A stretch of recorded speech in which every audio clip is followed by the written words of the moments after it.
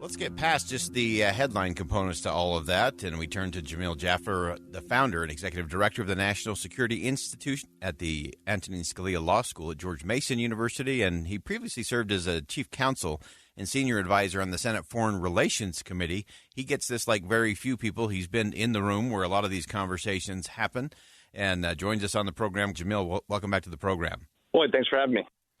All right, so let's take a look at kind of the lay of the land. First, there was rumors about China doing something on Cuba. Then, actually, it's already there, and maybe it was a few years ago. What do we actually know? Right. So the administration basically said, "Look, we think this report is inaccurate." Now, they weren't clear what they meant by inaccurate. Right? They may have meant inaccurate in that this is a new base, right, which is what the Wall Street Journal reporting was, or it's going to be established. But they ultimately came out 2 days later and said, well, actually, this base has already been there. It's been there since 2019. It's actually a Trump administration's fault, essentially blaming it on the prior administration and saying essentially that we're taking actions to push back on it. Okay, and so as you start digging into that, of course, that raises all kinds of questions. And one of the things we've been talking about on the show today is just this whole idea of trust in our institutions. You've been a part of those conversations relating to the Senate Foreign Relations Committee. So what is the sense in terms of what has this conversation been, if it does go back to 2019, and why are we just starting to hear some of this now? Well, at times we might keep quiet and keep classified information about a foreign spy location, even if it's 90 miles off the U.S. coast. And so what you might think here is that the prior administration, this administration, kept it quiet. But the real question is, in the context of what's going on today in the world, with the Chinese putting more pressure on Taiwan, we've seen them harassing U.S. planes over international waters. We've seen them harassing U.S. ships transiting Taiwan Strait. At the same time, we've seen the president talking about a thaw in Taiwan relations, things getting better potentially with the Chinese relations with China. And yet here we are. We have yet another example of how China is getting aggressive, and we're not doing enough to push back. Yeah, and so as you look at that from a communication strategy standpoint, it does seem very conflicted and conflicting as we talk about this thaw and this desire to have more communication there. And then we've got spy balloons, spy locations, all the other economic pressures. We've got the diplomatic efforts that China is leaning into as well. What does all of this do in terms of where we actually are in the relationship with China? Well, that's a great question, Boyd. I think the real challenge here is that on one hand, you have the Biden administration seeking what they call both competition and cooperation with China, right? Particularly on things like climate change and the like. They see an opportunity here. At the same time, we see what they're doing in Taiwan. We see their aggressiveness in establishing the spy station. We see what they're doing with these ships and these airplanes over international waters. And it makes you wonder, can we really solely compete and collaborate and cooperate with China, or is it really going to come to conflict? And that seems like where we're headed. The Biden administration doesn't seem prepared to accept that at this point.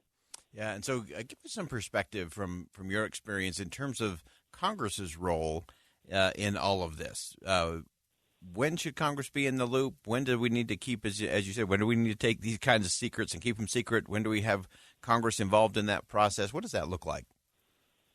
Well, Boyd, look, Congress should be involved all throughout this process, right? Both the Senate Foreign Relations Committee and the House Intelligence Committee and the Senate Intelligence Committee, all of those members of the committees have clearances, all their staff have clearances. There's no reason why they shouldn't be fully in the loop about what's going on with China, including the establishment of the spy base. And what appears clear is that at least the committees weren't fully briefed on the administration's position, and they don't understand. You've seen leadership from these committees talking about how they don't understand how the administration can't get their story straight. Is the report inaccurate, or is it accurate? And we've known about it for years. Yeah, I think that's the challenge there that kind of undermines the trust element. Is first it was a denial, and then it was well, maybe, and then it was, well, yeah, but it was there a long time ago. not our job. So you kind of get back to that. And again, I don't care if people love the current administration or the past administration or anything in between. To me, it's just a communication strategy in terms of we have to have confidence that we have a process and that we have a set of disciplines around all of this. So as you look at this in terms of what comes next, what is it that you're watching for as it relates to kind of where we are in this relationship with China? And again, especially when it comes to things like intelligence, what are you watching for? What should we be watching for? I think the key question is, are the Chinese going to take steps to really lower the temperature? So we've seen the president send the CIA Director Bill Burns on a secret mission to China. We've seen him send his National Security Advisor Jake Sullivan to Vienna to meet with the Chinese foreign minister. Right? We know that Antony Blinken keeps trying to go to China, and he keeps having to cancel his trip because things keep happening. The question is, will the Chinese demonstrate their willingness to work with the United States and try to do something to lower the temperature by not harassing our planes, not harassing our ships, and maybe even disestablishing the space in Cuba?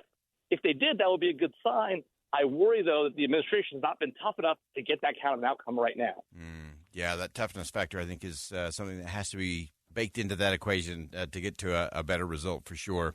Jamil Jaffer, founder and executive director of the National Security Institute at the Antonin Scalia Law School at George Mason University.